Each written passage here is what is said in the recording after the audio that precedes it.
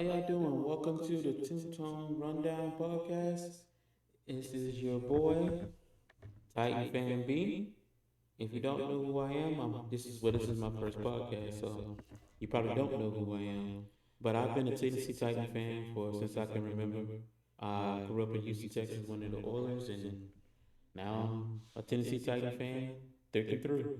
Two tone blue, so I'm dead and through. That's all I always say. Uh, but this is my first podcast. I figured I'd do a little, something that just I needed to do because I'm always commenting on other stuff, but I need to do my own. I always felt like I needed my own podcast, so this is my try. So let me try it out. So if you don't know, nowadays we just had a preseason game with the new Tennessee Titan offense. Is a new year, new Tennessee Titan offense, new setup for everything. It's a new day, So Cam Ward era, as you would say. Right now, we are trying to figure out things right now of what this offense is going to be. It's a lot of things out there, a lot of new stuff to get into. First off, I want to say, the Titan Nation, that Cam Ward was the right pick. I was never treating trade back. It was always been Cam Ward. It was always Cam Ward for me. Uh, we needed a new quarterback. If you watched every game last year like I did, it was terrible. Uh, Being a fan, a Titans fan, it was a rough season. It was a rough season. And I think that there's a lot of times that people don't look at it as, rough season. Well, people will look at it. We had the first pick. So, I mean, at the end of the day, it was a really rough season. Uh, it was it was just hell to get through. So now, I mean, now that we see something, we needed a quarterback. If I'm looking at everything, we needed a quarterback. But Cam Ward wasn't the right pick just because he's a quarterback. Cam Ward is the right pick, I think, if you look at it right now, for the leadership that he brings to this team.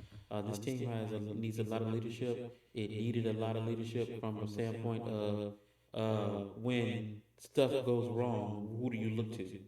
And Cam Ward thrives at that. He's always next play. He's always let's get it going.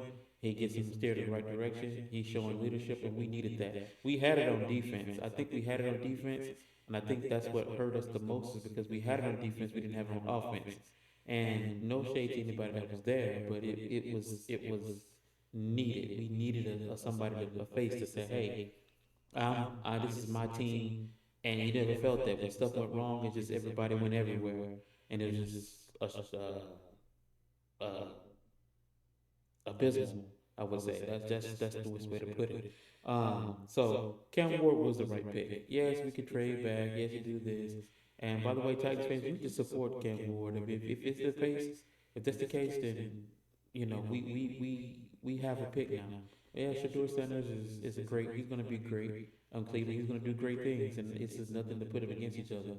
But I'm tired of seeing that everybody's putting them against each other when it shouldn't even be that way. Those boys are brothers, They grew up, they have the same quarterback coach, they do everything together.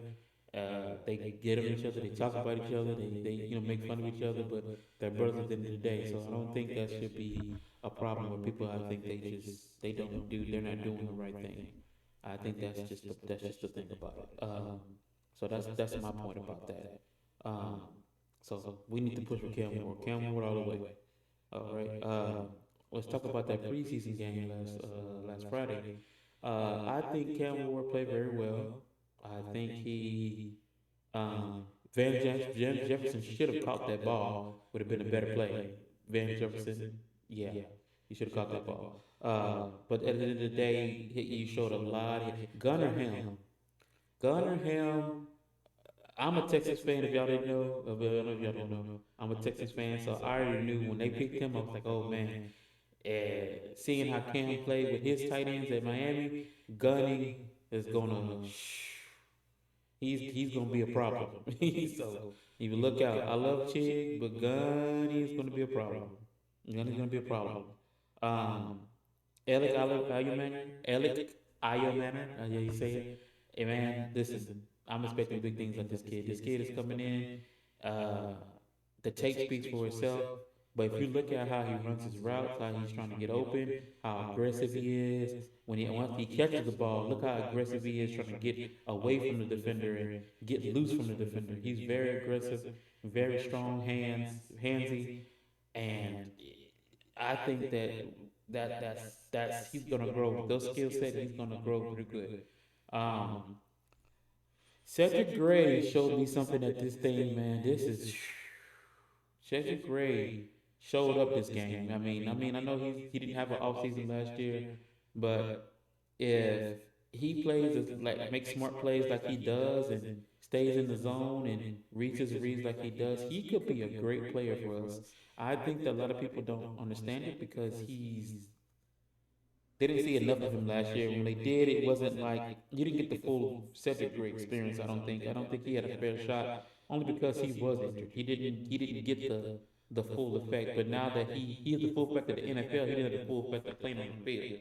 So it's a different feeling, different everything. I think Cedric Gray could grow into a role. James Williams is right there too, but I think that Cedric Gray showed us opened up a lot of people's eyes and say, hey, it's not just gonna be given to James now.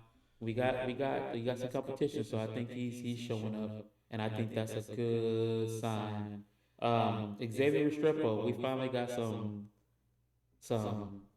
something to go off of. I guess I always loved Xavier Restrepo. I wanted the Titans to draft him. I wanted them to draft him because the chemistry with Cam Ward is just impeccable. Like you see it, you're like, oh man, this is his guy. Like you can tell the way he threw the ball to him, the way he was flying open, the way that you just see it happening. So I love that for him. I love that. I think that when we picked him up, I was just surprised that he was still there. But that 40 time. But I never doubted his 40 time. I mean, look at the tape. The tape is there. I mean, you can say that 40 time he tested wrong, but that 40 time was wrong. He just literally that's not his true speed, and everybody knows it. Just like the same thing with Gunnar Ham. People didn't think Gunnar Ham had speed because of his foot at the combine, but look what takes speed for itself.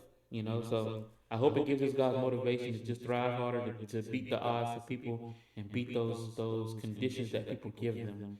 I think that should be it.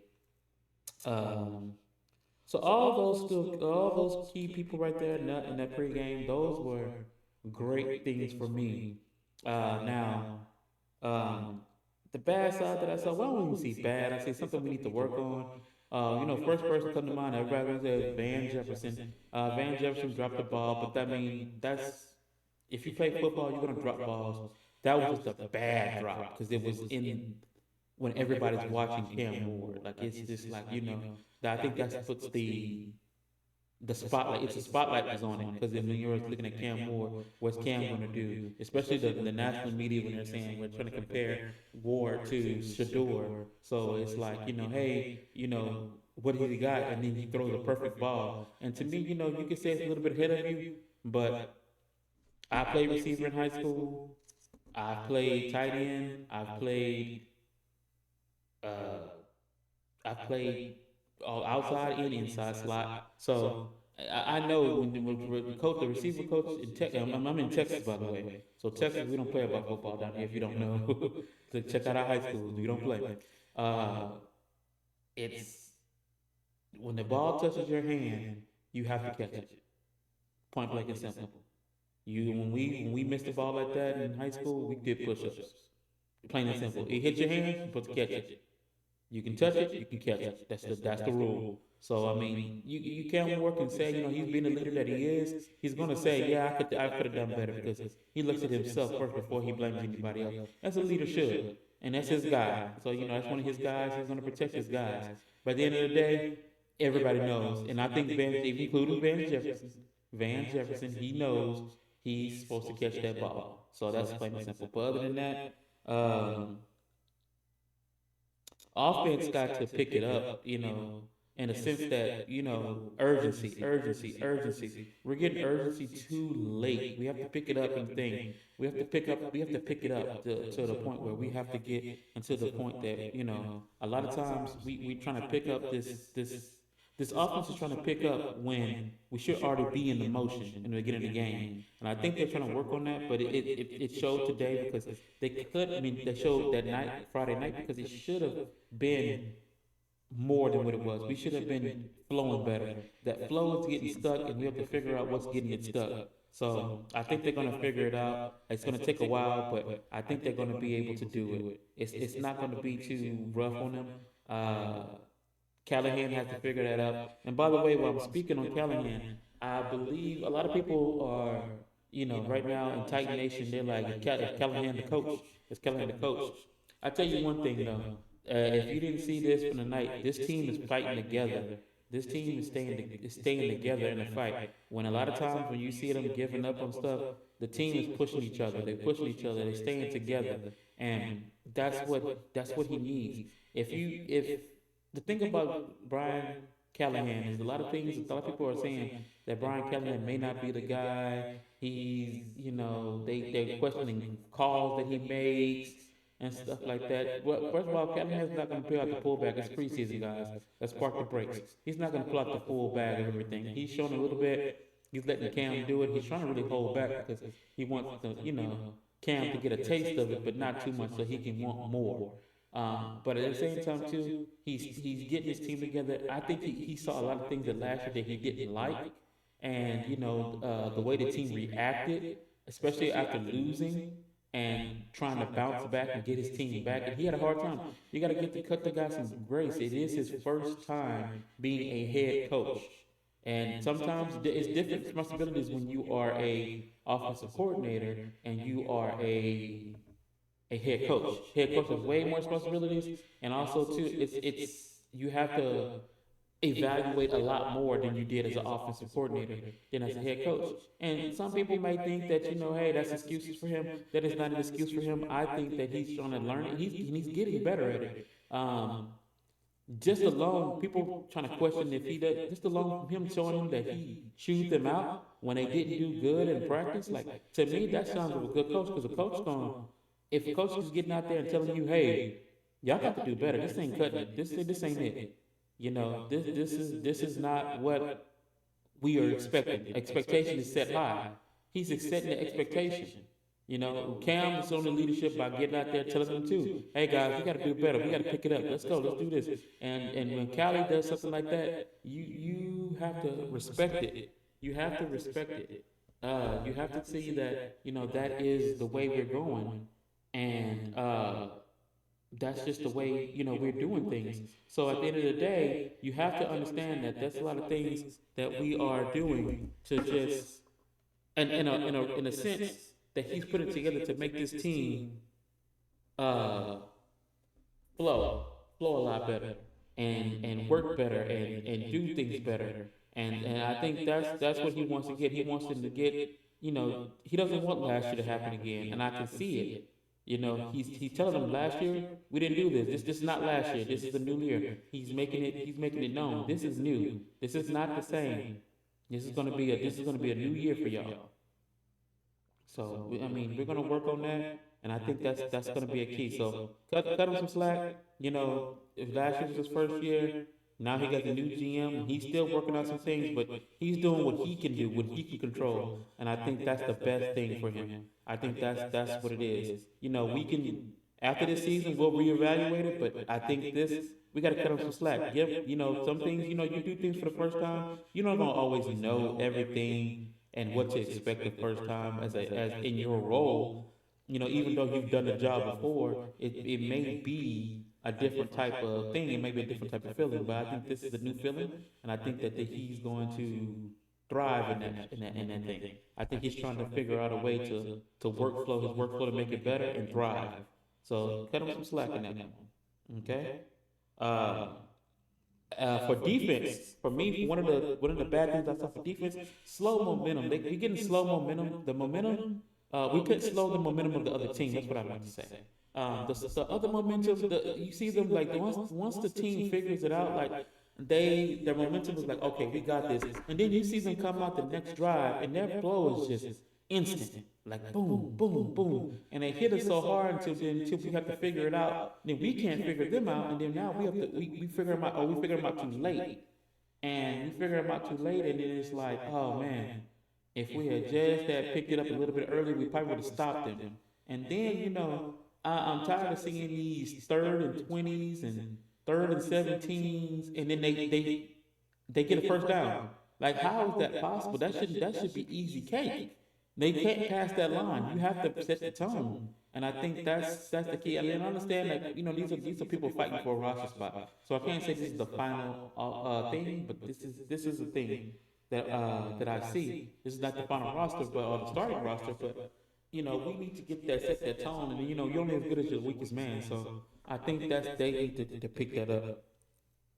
Uh, but that's all I think is bad with that. I'm looking forward to them play the Vikings this Friday. This Friday is going to be an ultimate test to see a lot of things. Hopefully, we see a lot of more Cam Ward. Hopefully, that offense flows a little better. I heard today they had a little fight, a little scuffle today with Jeffrey Simmons, but I think that's just a brilliant fight. It's not a preseason if it's not a Jeffrey Simmons fight. I can tell you that pretty much. It's not a preseason if it's a Jeffrey Simmons fight without a Jeffrey Simmons fight.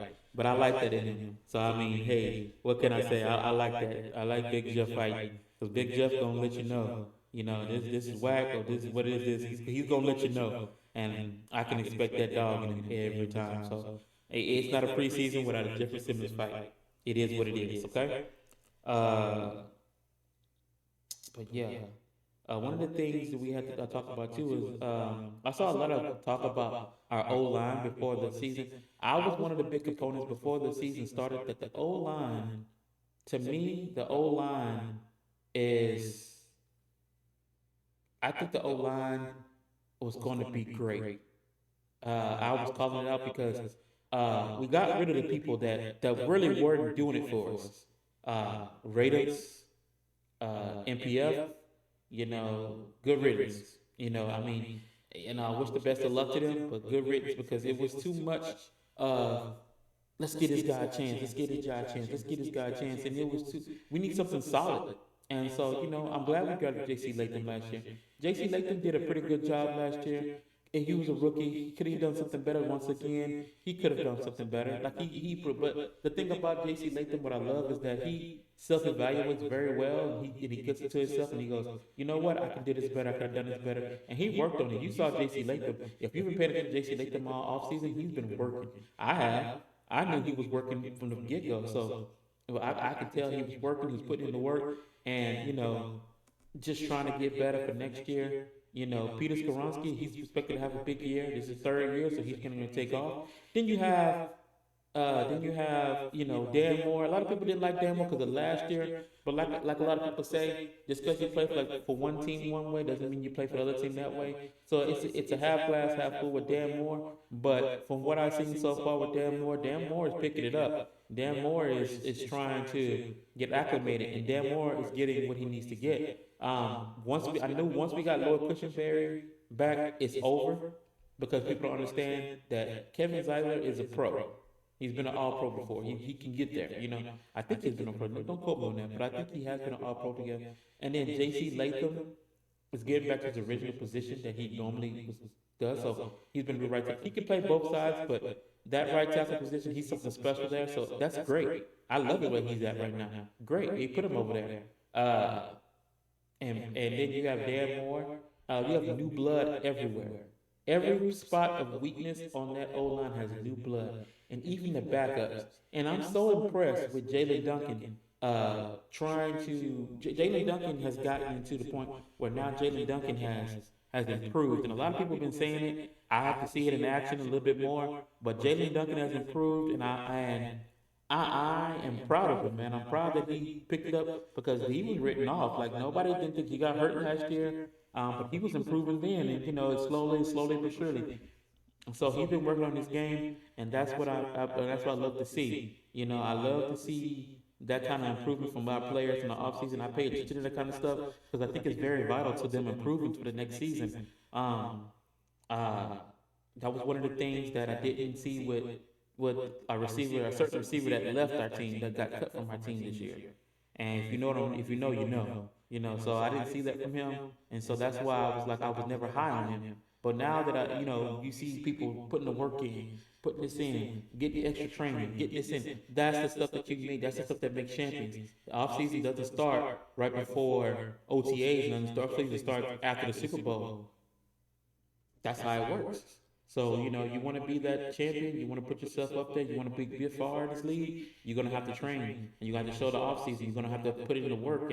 And you see the people that have done it. You see the people that are doing it. So I appreciate that. I think that's the way to go. I think that's the way we should be. And, either you're in or you're out. That's just how it goes. But we'll see the end of that. That's all I have for today, guys. I mean, this has been a pretty long episode right now, uh, so far. But as far as let me know in the questions or the comments down below if you have any more questions, anything like that. And I'll see you next time. It's a two-tone rundown podcast with Titan Fan B. If you have any questions, please leave them in the comments, and I'll try to do that episode. I'm trying to get the streaming thing going, so might be do a live episode one of these days. But when I get it together and get time, I will have that together. But y'all take care and tighten up. Thank y'all.